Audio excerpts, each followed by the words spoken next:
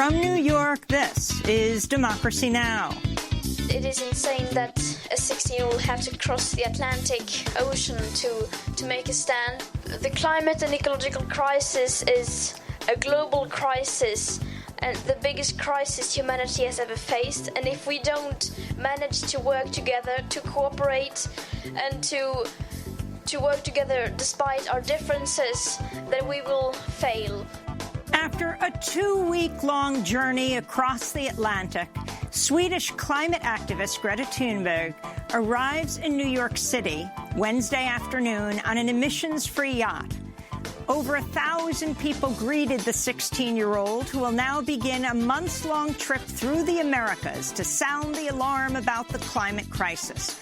We'll play highlights of Greta's first speech in New York and news conference. Then a constitutional crisis in the United Kingdom, where Prime Minister Boris Johnson has suspended Parliament in a move to push forward Brexit with or without a deal. Thousands took the streets of London and across Britain with cries to stop the coup. Suspending Parliament is not acceptable. It's not on. What the Prime Minister's doing is a sort of smash and grab on our democracy in order to force through a no-deal exit from the European Union. What's he so afraid of that he needs to suspend Parliament to prevent Parliament discussing these matters? Then we remember the legendary peace activist Francis Crowe, who died at the age of 100 in Northampton, Massachusetts. When people ask me, how many times have you been arrested? And I say, not enough. All that and more coming up.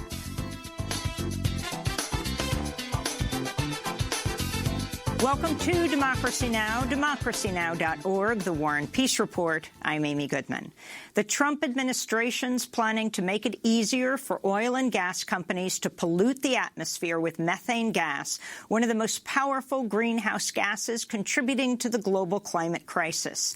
The Environmental Protection Agency is expected to unveil a new rule today to overturn regulations put in place by President Obama. A top United Nations official on sustainable energy described the Trump administration's move as extraordinarily harmful. Methane has more than 80 times the heat-trapping potential of carbon dioxide. In other environmental news, President Trump is pushing to allow logging in Alaska's Tongass National Forest, the world's largest intact temperate rainforest. Trump has ordered Agriculture Secretary Sonny Perdue to exempt the 16.7 million-acre forest from restrictions put in place over 20 years ago by President Clinton. The group Earth Justice has described the forest as a major buffer against climate change, stating, quote, "The Tongass stores hundreds of millions, if not over 1 billion tons of carbon, keeping the heat-trapping element out of the atmosphere," they said. Trump's move to open up logging to the world's largest intact temperate rainforest comes as wildfires continue to burn in the Amazon in Brazil, as well as near the Congo Basin forest in Africa. Hurricane Dorian is continuing to gain strength in the Atlantic, threatening the Bahamas and Florida with what could become a Category 3 storm. On Wednesday, the storm slammed into the Virgin Islands but did not directly hit the main island of Puerto Rico. However, parts of the Virgin Islands and Puerto Rico remain without power. While Puerto Ricans prepared for the storm on Wednesday, President Trump continued to attack the island, describing it on Twitter as, quote, "one of the most corrupt places on earth." Trump went on to describe himself as, quote, "the best thing that's ever happened to Puerto Rico." The 16-year-old Swedish climate justice activist Greta Thunberg has arrived in New York City after a 2-week voyage across the Atlantic in a solar-powered 60-foot racing yacht. Thunberg came to the United States to attend upcoming UN climate talks in New York in September and Santiago, Chile in December. Thunberg does not fly due to heavy carbon footprint of air travel, so she chose to make the journey by boat. After docking in New York, Greta Thunberg spoke to reporters about the climate crisis.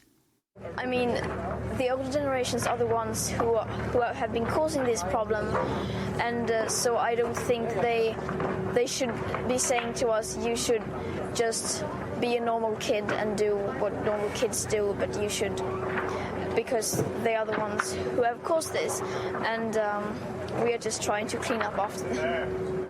We'll hear from Greta Thunberg, as well as the youth activists who greeted her and her father, who took across the ocean with her.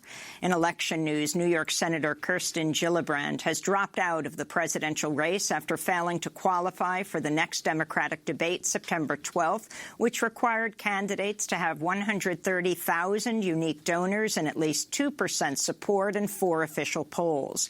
Just 10 of the 20 remaining candidates qualified. Former Vice President Joe Biden, Senator Cory Booker, South Bend, Indiana, Mayor Pete Buttigieg, former Housing and Urban Development Secretary Julian Castro, Senator Kamala Harris, Senator Amy Klobuchar, former Congressmember Beto O'Rourke, Senator Bernie Sanders, Senator Elizabeth Warren, and former tech executive Andrew Yang. Nationwide protests took place in Britain Wednesday after Prime Minister Boris Johnson suspended Parliament, increasing the likelihood of a no-deal Brexit.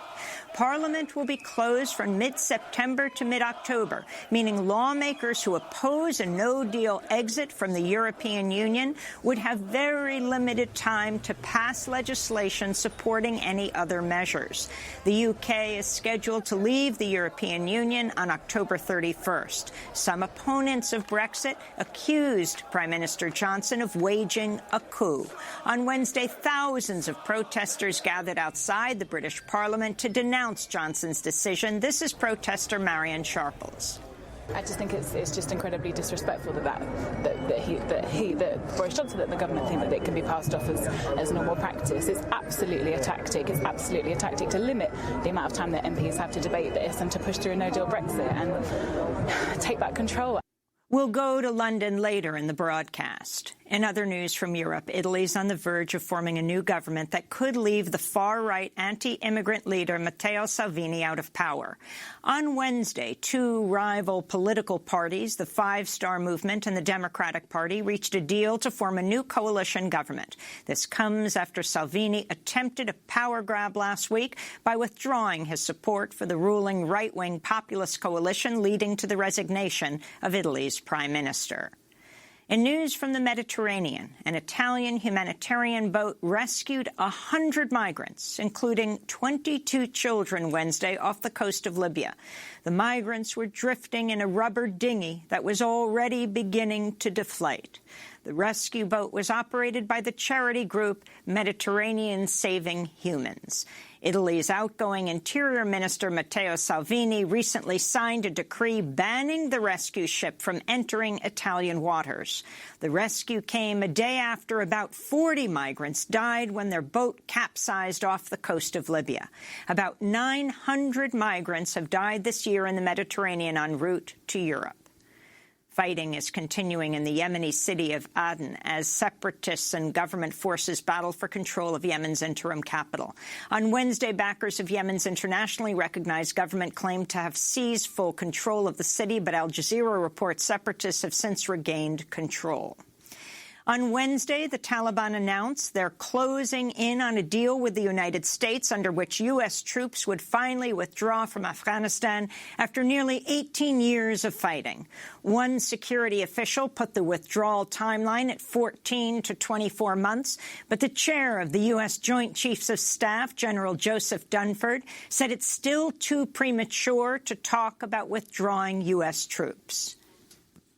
I think it's premature. I'm not using the withdraw word right now. I'm using, we're going to make sure that Afghanistan is not a sanctuary, and we're going to try to have an effort to bring peace and stability to Afghanistan. The Chinese military has rotated thousands of new troops into Hong Kong just days ahead of a major pro-democracy march set for Saturday. China's described the troop rotation as routine, but Chinese state media reported the new soldiers had undergone military and legal training specific to Hong Kong. Chinese authorities have denounced the protests in Hong Kong, have repeatedly threatened to use force to quell the protests. Since the 1997 handover from Britain, China's stationed as many as 10,000 troops in Hong Kong. Indonesian police have reportedly killed 6 protesters in West Papua amidst escalating demonstrations calling for Papuan independence. The Guardian reports police fired live rounds on Wednesday at protesters taking part in a sit-in outside a government building. Indonesia recently deployed 1,200 additional troops to West Papua and cut off internet access to the region. In Colombia, another social leader was shot dead by armed men Sunday, according to local reports. The victim was identified as Danilo Olaya Perdomo, a well-known social leader who served as president of the Communal Action Board of a rural area of the department of Huila. Also in Colombia, indigenous organizations denounced Monday the murder of 24-year-old social leader Ivan Mejia in southern Colombia. According to the Institute for Development and Peace Studies, at least 702 social leaders and human rights defenders have been killed since 2016 in Colombia. The Trump administration's announced some children born to U.S. service members and government employees stationed overseas will no longer automatically receive U.S. citizenship. U.S. Citizenship and Immigration Services released the new guidelines Wednesday. According to the Trump administration, the rule change will primarily impact the children of naturalized U.S. citizens working for the government or military. The president of the American Foreign Service Association, Eric Rubin, said the rule change was deeply worrying and, quote, a disservice to people who've dedicated their lives to serving their country. President Trump is continuing his attack on the media, but this week he has a new target, the right-wing news outlet Fox News. In a Twitter message on Wednesday, Trump wrote, quote, Fox News is letting millions of great people down. We have to start looking for a new news outlet. Fox isn't working for us anymore, the president tweeted. Fox has long been criticized for its close ties to the Trump administration. According to Media Matters, 18 current or former Trump administration officials used to work at Fox, and at least 5 Trump administration officials work now at Fox, including former White House Press Secretary Sarah Huckabee Sanders, who was hired last week. A Denver woman who was forced to deliver a child alone in a dirty Denver County jail cell without any medical care has filed a lawsuit in U.S. District Court. In the suit, Diana Sanchez alleges several nurses and jail staffers knew she'd been in labor for hours, but provided no assistance even after she began screaming for help. Disturbing jailhouse video was recently released and confirms Sanchez's account. The lawsuit charges that the staff, quote, callously made her labor alone for hours and ultimately give birth alone in a dirty jail cell without any medical care. The suit was filed against the city of Denver, the county of Denver, Denver Health Medical Center, and 6 individuals. In Alabama, an African-American man who spent 36 years in prison for stealing $50 from a bakery will soon be released. In 1983, Alvin Kennard was sentenced to life without parole under Alabama's old 3 strikes law, but a judge on Wednesday resentenced him to time served. The computer giant Apple has apologized to its users after acknowledging contractors listened to the commands users gave to the voice assistant Siri on their iPhones and other Apple products. One whistleblower recently told The Guardian they heard Siri users having sex, making drug deals, and discussing sensitive medical details. Apple, Google, and Microsoft have all faced criticism recently for allowing workers to access the voice recordings of users in an attempt to improve their services. And in news from Africa, human rights defenders continue to call for the release of Nigerian journalist and activist Omoyele Sowore. Sowore, who publishes the online news site Sahara Reporters, was arrested August 3rd after calling for nationwide protests under the banner Revolution Now. He ran against President Muhammadu Buhari earlier this year in an election he said lacked a level playing field. A coalition of press freedom organizations and human rights groups recently petitioned the United Nations and the African Union, while a group called the African Renaissance Organization sent a petition to the U.S. Department of State asking the U.S. government to apply pressure on President Buhari for Omoyele Sowore release. And those are some of the headlines. This is Democracy Now!, democracynow.org, The War and Peace Report. I'm Amy Goodman. After weeks of anticipation, the Swedish climate justice activist Greta Thunberg arrived on the shores of Lower Manhattan Wednesday afternoon after a 2-week voyage across the Atlantic Ocean in an emissions-free yacht. Greta Thunberg was welcomed on land by more than 1,000 supporters and reporters at the North Cove Marina. As Greta's yacht sailed over the horizon and past the Statue of Liberty, youth climate activists chanted, "The sea levels are rising, and so are we. And we are unstoppable. Another world is possible." The 16-year-old began her journey to the U.S. in southwestern England. Greta Thunberg doesn't fly. She chose to make the journey from Europe to the U.S. aboard the Militsia II, a 60-foot racing yacht covered in solar panels. The young climate activist is kickstarting a months-long tour of the Americas. For her first action, she'll be joining New York students climate striking outside the UN Friday morning. She will then take to the streets for a massive climate march in New York City September 20th, followed by 2 UN climate summits here. In December, she'll attend the COP25 climate summit in Santiago, Chile. Greta Thunberg became an international icon of resistance last year when she began skipping classes to stand outside the Swedish parliament demanding her government take action to confront the climate crisis. Her weekly protest inspired millions, sparking a global movement of student strikes for climate. This is Greta Thunberg speaking just minutes after docking in Lower Manhattan on Wednesday. I want to thank everyone so much, everyone who is here, and everyone who is involved in this climate fight, because this is a fight across borders, across continents, and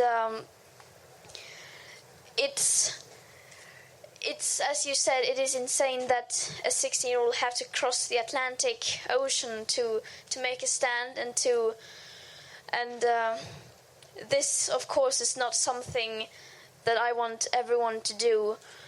The climate and ecological crisis is a global crisis and the biggest crisis humanity has ever faced. And if we don't manage to work together, to cooperate and to work together despite our differences, then we will fail. So we need to stand together and support each other and to take action, because otherwise it might be too late. So let's not wait any longer. Let's do it now. Yes. After her brief opening remarks, Greta Thunberg answered questions from reporters. One asked if she'd heard about the raging wildfires in the Amazon rainforest in Brazil and Bolivia causing unprecedented damage and destroying large swaths of land. Yes, even on a sailboat in the middle of the Atlantic Ocean, I heard about the forest in the Amazon rainforest, the fires in the Amazon rainforest. So yeah, and it is, of course, it's devastating, and it's so horrible. It's hard to imagine.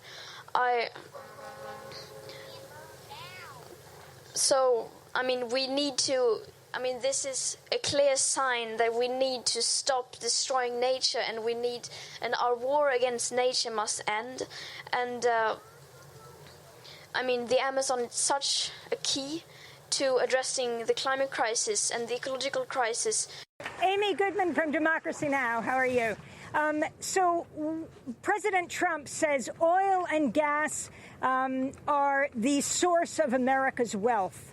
Windmills cause cancer, he says.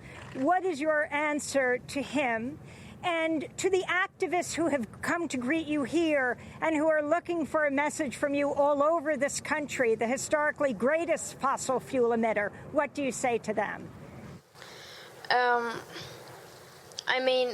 Of course, oil and gas has its ups and downs, and we need to sort of realize the consequences from a bigger perspective of what it actually does when we use it the way we use it today.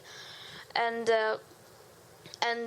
I'm pretty sure windmills doesn't cause cancers. And was the second question my message to all the activists, to just keep going. And I know it may seem impossible and hopeless sometimes, but it always does. So you just have to continue, because if you try hard enough and long enough, you will make a difference. And if enough people stand together, fight for the right thing, then anything can happen. So. Greta Thunberg was welcomed Wednesday by hundreds of young climate activists. One of them asked Greta how old she was when she became an activist. I first found out about this issue when I was maybe 7, 8 or 9 years old. And then I realized that, this is actually very bad. And I started to read about it more and more. And when I became maybe 11, I became depressed. And the climate crisis was a huge cause of that. And because I just felt that everything is hopeless and there's nothing we can do and no one is doing anything. But then I sort of got out of that depression by promising myself that I'm going to do everything I can to change things. And that is what I tried to do. And I started to go to marches and demonstrations and to join organizations and things like that. But I still thought things were too slow, that nothing was really changing. So I was desperate in a way, tried to do something, just anything. And then this idea of school striking came up, and then I thought, yeah, I might just as well try that and see if it works. And if it doesn't, then I will try something else. And then I did it, and then it became huge very quickly. Thunberg was then asked about her plans through December. I am definitely coming to Chile, as it looks now, and I'm going to try to get there, of course, without flying. So there will be a lot of trains, buses, and probably even sailing as well. I will figure that out as time goes by. And from COP25, I expect... that must be some kind of breaking point. This United Nations Climate Action Summit in September now, and the COP25, these two have to be a tipping point. I and many people with me are going to try to do everything we can to make sure that the world leaders have all eyes on them during these conferences, so that they cannot continue to ignore this. With that, Greta Thunberg left the stage to rest, she said. Again, on Friday, she'll be outside the UN joining young climate activists protesting around the climate. And then the major September 20th climate march she'll participate in New York, a UN Youth Climate Summit on September 21st at the United Nations, and then the major UN Climate Summit in New York on September 23rd. She'll go through the Americas and end up at the COP25, the UN Climate Summit in Santiago, Chile in December. Democracy Now! Will be there covering the summit. After Greta Thunberg spoke, we were able to catch up with her father, Svante Thunberg, whom we first met last year in Poland at the UN Climate Summit. I asked him about Greta's decision to make this trip by sailboat. It's amazing to have arrived in New York. So we've made a special journey. It's been a huge opportunity. I mean, since Greta decided that she wanted to sail, that was the way she wanted to do it. I mean, you cannot win. She sort of says, I'm going to be hated whatever I do, and someone's always going to find faults in whatever I do. But this is my choice, and this is the compromise she was going to go with. Then she decided, then there's no stopping her. I mean, and she feels very completely at ease, you can tell. So, once we got to the boat, she was, completely calm all the time. I was freaking out a little bit, I must admit. And explain why she took a boat. Well, she didn't want to fly, because if she would have flown, people would have come down on her for that. Because of the carbon footprint. Yes, of course, and for being a hypocrite. And then we looked at freighter ship travel, which also, some people would argue is a better choice. But then again, the emissions from the freighter ship boats are enormous, so she would be enormously hated for that too. So then she landed on the sailing idea.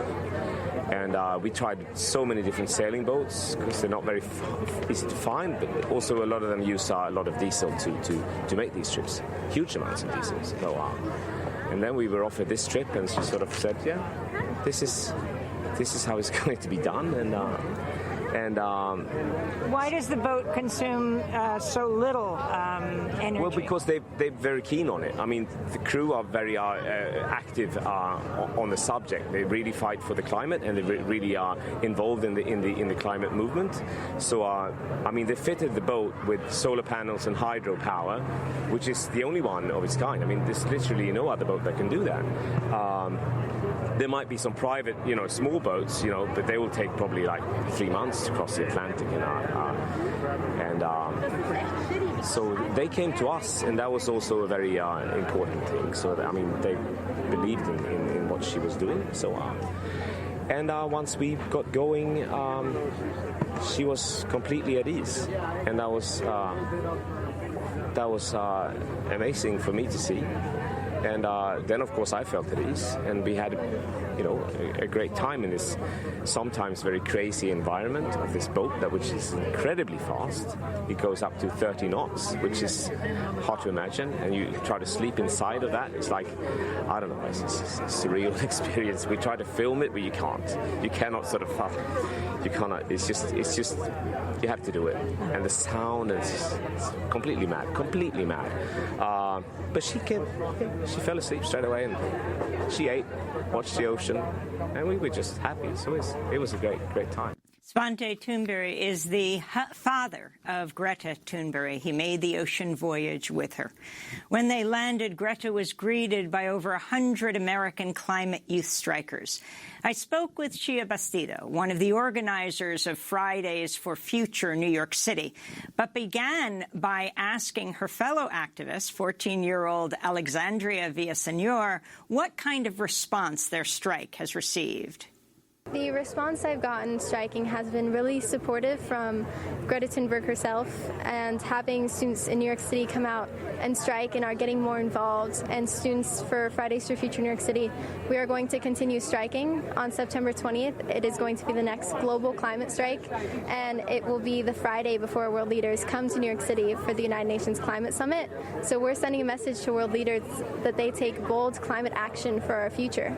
And what do you have to say to President Trump, who denies climate change exists? Really, my message to any world leader is that they have to start taking the climate crisis seriously, or else my generation will continue demanding that they do. And what do you have to say to politicians who say, well, you're 14, you're too young to vote, why should we listen to you? Just like Greta Thunberg says, you're never too small to make a difference. And that's why this movement is so strong, is because hundreds of students are striking, and we're all, we're striking because we don't have a voice, because we can't vote. And striking is one of the best ways to get our voices heard. Unite behind the science! Unite behind the science! Unite behind the science! My name is Shia Bastida. I am a 17-year-old climate justice activist, and I am originally from Mexico. and I have been leading most of the strikes in New York City with Fridays for Future. So we've been organizing for March 15th strike, the May 3rd strike, the May 24th strike, and now the September 20th climate strike. And what does this moment mean to you right now? Why are you here at the Marina? So I think this is a very important moment because America as a whole has been behind climate consciousness. So we need somebody who is going to come and really tell everyone to wake up. And it's very important that we are having the UN Climate Summit because that's us young people speaking to our world leaders about how this is an intergenerational crisis that requires intergenerational cooperation. So tell us where you're originally from. So I'm originally from a town called San Pedro Tultepec in Mexico. I was born and raised in Mexico, and I moved to New York 4 years ago. So in 2015, my town was affected by flooding, and that's what moved my family to move out of Mexico into New York City. And when I got to New York City, I saw that the effects that Hurricane Sandy had on the community, and I realized that the climate crisis follows you everywhere. So you're leading the strikes at Beacon High School, one of the public high schools here in New York. How did you get involved in activism, climate activism? So I was invited in 2017 to speak in a conference in Malaysia. And I had never done public speaking before, but I realized the power that my personal story had in comparison to data. So that's why when I came back, I started my school's environmental club, and I really started mobilizing people to go to Albany to lobby your politicians and City Hall, and I testified at City Hall so that they would declare a climate emergency. So all of this happened before the strike started happening, and when I saw that students were striking for climate, I said, we have to mobilize our school. What message do you have for President Trump, who denies the phenomenon of climate change, that there is a climate crisis? So to that I say, there is many aspects to the climate crisis. It's not only about our planet heating up, but it's about pollution. It's about air pollution, water pollution, plastic pollution. So if you don't believe that we are going through a cycle of warming, then at least clean up our oceans, clean up our forests, and stop burning them. And what about the significance of Greta Thunberg? When did you first hear what she was doing in Sweden? So when I first heard about Greta, I was really inspired by her moral compass, which aligns with my indigenous cosmology and beliefs. I am Otomi Toltec from Mexico, and indigenous beliefs are that you take care of the earth because the earth takes care of you, and we need that reciprocity. And I saw that she had a very high level of morality in saying, you are affecting our future, so we have to take action now. And I think that a lot of people look up to her and believe in her because she's really saying, my generation is going to be the most affected, and that generation is us, and we're calling on you to join us because we cannot vote yet. But we strike today and we vote tomorrow, and we need you to speak for us in this time of crisis. That was climate youth activist Shia Bastida, an organizer with Fridays for Future New York, a student at Beacon High School here in New York. She was among the hundreds of supporters who greeted 16-year-old Swedish climate justice activist Greta Thunberg as she arrived on the shores of Lower Manhattan Wednesday afternoon after a 2-week voyage across the Atlantic Ocean in an emissions-free yacht. When we come back, a constitutional crisis is unfolding in the United Kingdom, where Prime Minister Boris Johnson has suspended Parliament in a move to push forward Brexit with or without a deal. Stay with us.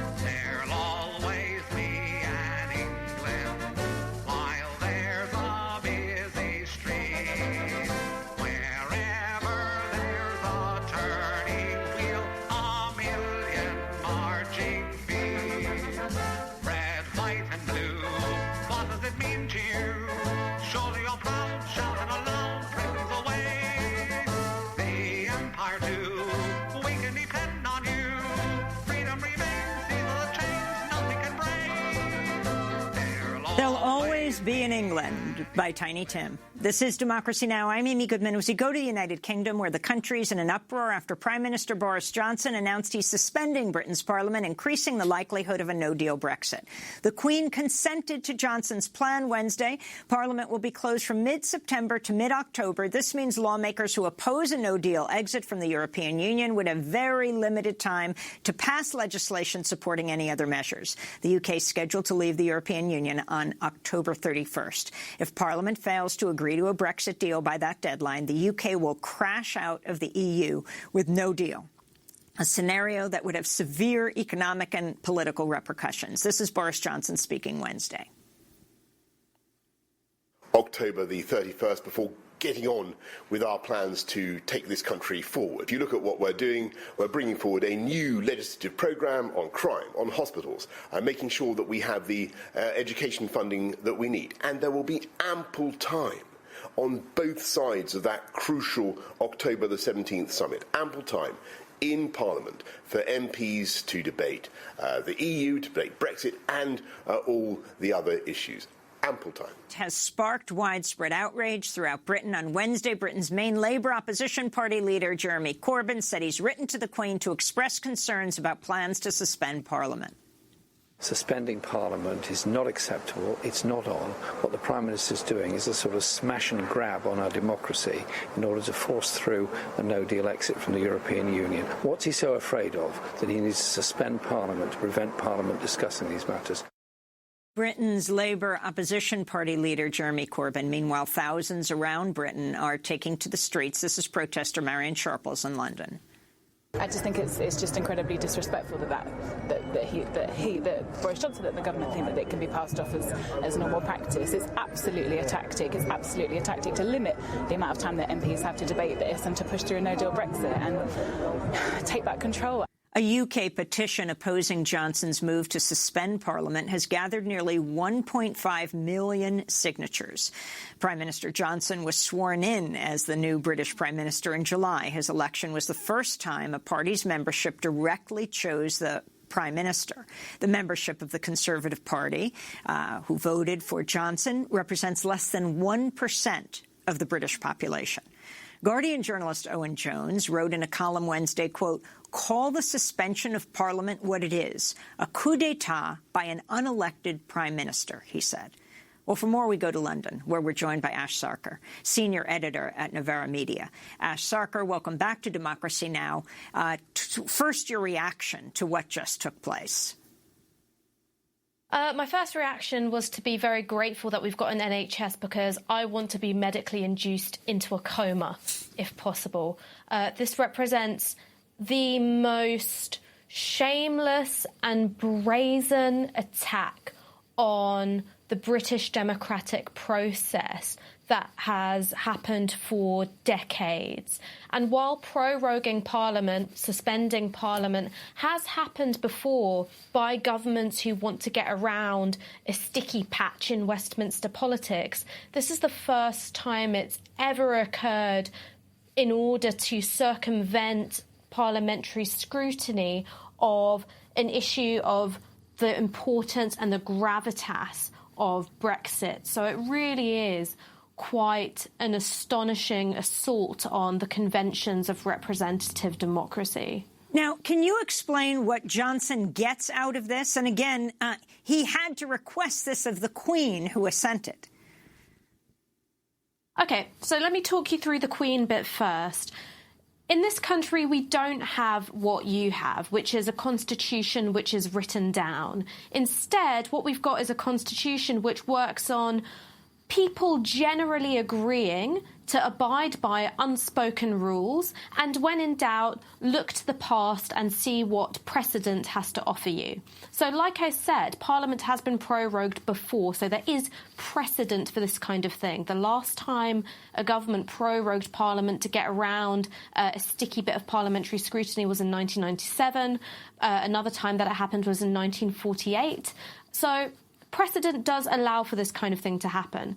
But the unspoken rule of the British Constitution is that you don't ask the Queen to get involved in political matters. The precedent is that she cannot say no to her government, but the unspoken rule is don't ask her to get involved. Boris Johnson has thrown that unspoken rule completely out of the window because this is a proroguing which overrides the wishes of MPs who want to scrutinise the process of leaving the European Union. So it really is a way of saying, I'm not going to give you the opportunity to present legislation that could derail a no-deal Brexit. And I also don't want to give you the opportunity to call me to committees to scrutinise government papers or plans. Really what I want to do is have a month-long steamroller going through mid-September to mid-October, which takes us that bit closer to October 31st, the day at which we leave the European Union by default. And explain what a no-deal Brexit would look like compared to a Brexit with a deal. So every form of Brexit has some form of economic disruption, as it's bound to. We're leaving a trading bloc which has been one of the prime sources of UK trade since we entered it. So even the softest possible Brexit, where you've got single market access and a customs union, has a little bit of a hit for the economy. But a no-deal Brexit is where every single agreement we have with not just the European Union, but the trading partners that we have through the European Union evaporates overnight.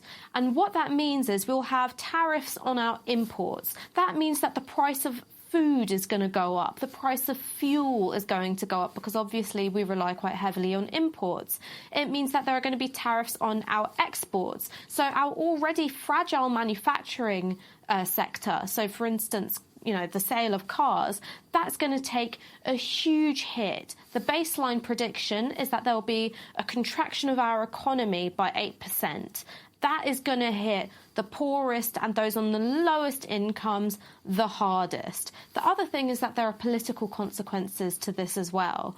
Leaving the European Union without any other form of agreement means that there will be a hard border in Ireland. Now, of course, the Good Friday Agreement was calibrated so that this wouldn't happen because a hard border would risk the return of sectarian violence to Ireland and Northern Ireland. So a no-deal Brexit puts that quite fragile peace at risk in Ireland. People have been talking also about shortages of medicine. A lot of our medicine here in the UK is imported from EU countries, even if they're just as close by as Ireland, the Republic of Ireland or indeed France. So there will be medical shortages at least for 6 months, and this is coming from the government's own impact assessments. When pressed on the matter, Tory ministers could not guarantee that people wouldn't die because of a no-deal Brexit. So this is where we are at the minute in the UK. We're facing 500,000 job losses. We're facing medical shortages which put lives at risk. And for what? For one Eton-educated millionaire to stay in the job that he wanted ever since he was a little boy. So we just heard that the Conservative Party leader in Scotland, Ruth Davidson, has just resigned. What is the significance of this? This is pretty significant because Ruth Davidson has been credited with keeping that small segment of Conservative voters in Scotland, many of whom are Remain supporters, on side. Without Ruth Davidson, it's likely that the Scottish Conservatives will face electoral annihilation at the next general election. She knows that proroguing Parliament is a very divisive mood. It doesn't go well with her base, and also it's against her own personal political instincts. One of the things to remember is that when Boris Johnson was campaigning to be the Conservative Party leader and therefore Prime Minister, he was going around making assurances to Conservatives like Ruth Davidson Johnson that he would not countenance proroguing Parliament. Yesterday, he went back on his word. Now, Ruth Davidson has decided that that is a betrayal of trust too far. She cannot, in good conscience, still be leader of the Scottish Conservatives. But then also there are members of the government like Lord Young who have said, we're not putting up with this. However, most of the cabinet ministers who occupy the most important offices of state, so Sajid Javid, who's our Chancellor of the Exchequer, Matt Hancock, who's our Health Secretary, Amber Rudd, who is the Minister for Work and Pensions, all of them have in the past few weeks said that they would not entertain proroguing Parliament, that they are firmly against a no-deal Brexit. However, since Boris Johnson pulled that lever yesterday, they've been saying nothing. They would much rather preserve their own jobs and personal importance than protect the jobs of ordinary working people up and down the UK. Now, Boris Johnson, the Prime Minister, claims that he's suspending Parliament to move forward on his domestic legislative agenda. What is that? That's a lie, Amy. It's just straight up a lie. The reason why he is suspending Parliament is for one reason and one reason only.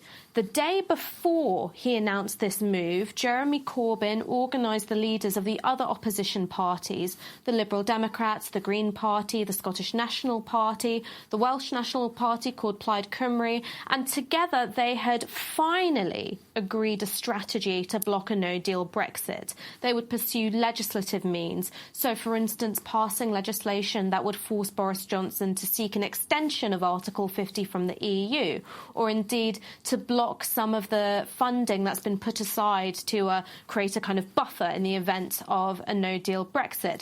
That had been agreed the day before. So if you imagine it like a game of soccer, you've got one team which has finally got its defensive line in order.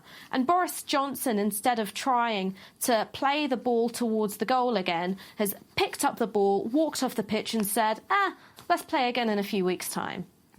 Finally, 35 days into Boris Johnson's prime ministership, the Financial Times editorial board has had enough and declared its openness to the previously unthinkable.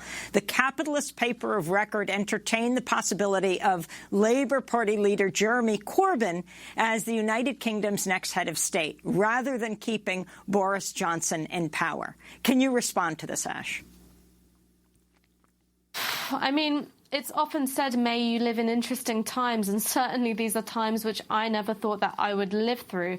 I think what this goes to show is that no-deal Brexit, which is a symptom of the collapse of the Conservative Party's orthodoxy, isn't necessarily in keeping with the interests of the financial establishment, because it is such a hit to the economy.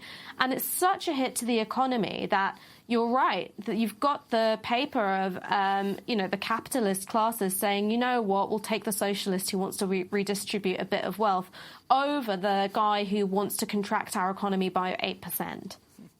Well, we're going to leave it there. Ash Sarkar, I want to thank you so much for being with us, senior editor at Novara Media. When we come back, we remember the legendary peace activist Francis Crowe, who died at the age of 100 in Northampton, Massachusetts. And that number 100 is probably around the number of times she was arrested. Stay with us.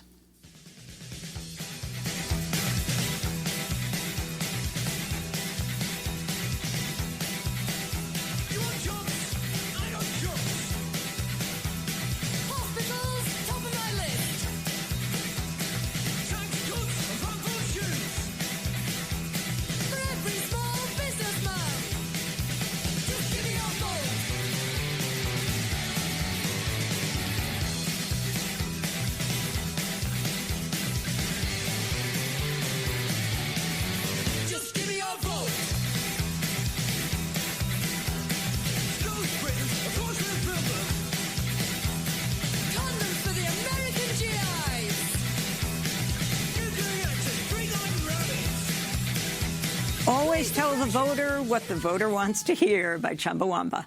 This is Democracy Now! I'm Amy Goodman. We end today's show remembering the legendary peace activist Frances Crowe, who died on Tuesday at the age of 100 in Northampton, Massachusetts. Over the past 7 decades, Frances has been arrested countless times, protesting war, nuclear weapons, nuclear power. She was a war tax resister, refusing to pay taxes to support the sprawling Pentagon budget. She opposed South African apartheid and U.S. intervention in Central America in the 1980s and in Iraq and Afghanistan in the 2000s. She climbed fences in the Seneca Army Depot and was arrested for pouring her own blood on a newly built Trident nuclear submarine just before it was launched in Connecticut. Frances Crowe was last arrested at the age of 98, protesting the construction of a new pipeline. In 2005, I interviewed Frances Crowe in front of a live audience in her town of Northampton, Massachusetts. She described how she became a peace activist on August 6, 1945, the day the U.S. dropped the first nuclear bomb on the Japanese city of Hiroshima. At the time, her husband Tom was a physician in the Army Medical Corps. I was a bride. My husband was in the Medical Corps in the Army. He had told me a few weeks before that he had heard rumors that we were developing this incredible weapon. And he was at sea when we dropped the bomb, but I was alone in our apartment in New Orleans. And when I heard it on the radio, I really unplugged the iron, left the placemat that I was ironing, and went out looking for a peace center in the streets of New Orleans. And then what happened? And then, slowly, we kept moving in the direction of working for change. My husband, when he was discharged, he went to the University of Rochester, where he was studying radiology. And there, of course, the head of the Manhattan Project had been Leslie Groves from the University of Rochester. So that was a challenge. But eventually we ended up in Northampton, and it was fertile ground for organizing. I found in the early 50s, there were a lot of people very concerned about the atmospheric testing of weapons. So a friend and I set up a Women's International League for Peace and Freedom. My husband worked with the Physicians for Social Responsibility, and we've just continued. Frances Crowe, how did you move from peace activism to media activism? What is the connection that you see? Well, after 28 years of trying very hard to organize on issues of peace and justice locally, I finally came to the realization that the only way we were going to bring about change in this country was to have independent community radio. And I had tried to get our local NPR station to carry Democracy Now!, and they had refused. And we worked on the University of Massachusetts station, and they also turned us down. So finally, when a friend I heard was broadcasting from the top of a mountain, Democracy Now!, I got in touch with him and said, the road was about to close and we couldn't do it in the wintertime, although he was on the air every afternoon from 4:30 to 5:30. So we tried to get several other venues in Northampton where there would be higher spots. So finally we said, we'll try my backyard. So I put a pole up and we were on the air. And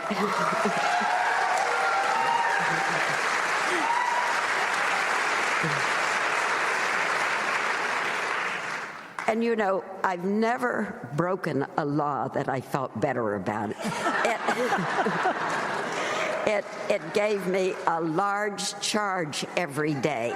And By any means necessary. Frances Crowe speaking in 2005. Thanks to her efforts, Democracy Now! Is now heard daily on WMUA at the University of Massachusetts. When I spoke to her last week to say goodbye, Frances said bringing Democracy Now! To the Pioneer Valley was one of her proudest acts. Frances Crowe was also featured in Robbie Lepser's 2019 documentary Power Struggle about the grassroots resistance movement to shut down the Vermont Yankee nuclear power plant. This excerpt begins with Frances Crowe heading to engage in civil disobedience at the plant 1 month after the 2011 nuclear meltdown at Fukushima in Japan. The clip begins with fellow peace activist Jean Grossholtz asking Frances if she'll be bringing her cane to the protest.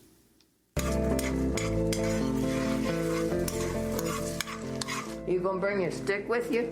I'm gonna bring my stick, yes. Well, see, I don't bring mine anymore because they've taken so many of mine away from me. Oh, You know? yes. I had some good ones. Had a whole thing on the end. So I just need to take my ID for when we're arrested. My problem is my balance isn't good. Yeah, well, mine isn't either. I fall all the time. I fell in a mud puddle walking the dogs the other day. My jacket, my boots, I was completely covered in mud. Well, my problem, when I fall down, I can't get up. Well, there's that, too. Mary Ann is going to be the lead car, and Susan, you'll be the second car. If we go through the first set of gates, which will be open, we've breached security. And then probably the second set would be open. And they would be in the process of shutting it as we were walking towards that. And so then that could be the gate that we would chain shut. So we're all going to be arrested. There's no doubt about that. So backseat folks, especially if you see a policeman, just somebody duck, because I'm only supposed to have 4. We just don't want to be stopped, and everyone will get a ticket.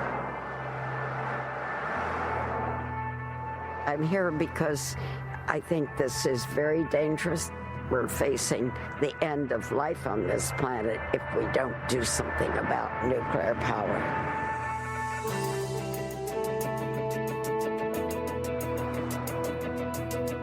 When I heard about Fukushima, I was devastated.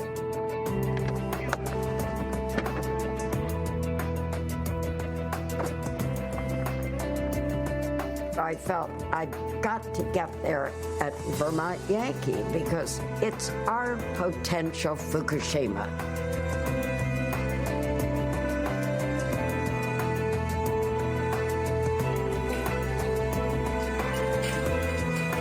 We must take this action and shut it down now. No more accidents, no more leaks, no more lies, no more. Enough. Fuzz is coming. Shut it down now. Here comes the fuzz. We would like you to leave because you are trespassing on Vermont Yankee Entergy property. No, I'm not leaving. Well, I've done everything that I know of to do, and all I have left is my body, and to put it in the way to say no. When people ask me, how many times have you been arrested? And I say, not enough.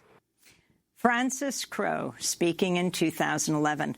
The Vermont Yankee nuclear power plant was shut down 3 years later. Frances Crowe died on Tuesday at the age of 100. She was in hospice, surrounded by her family and friends, survived by her 2 sons, a daughter, and a global community of activists in the peace-loving community around the world. And that does it for today's broadcast. To see our interviews with Frances Crowe and Greta Thunberg, you can go to democracynow.org. Passing the torch.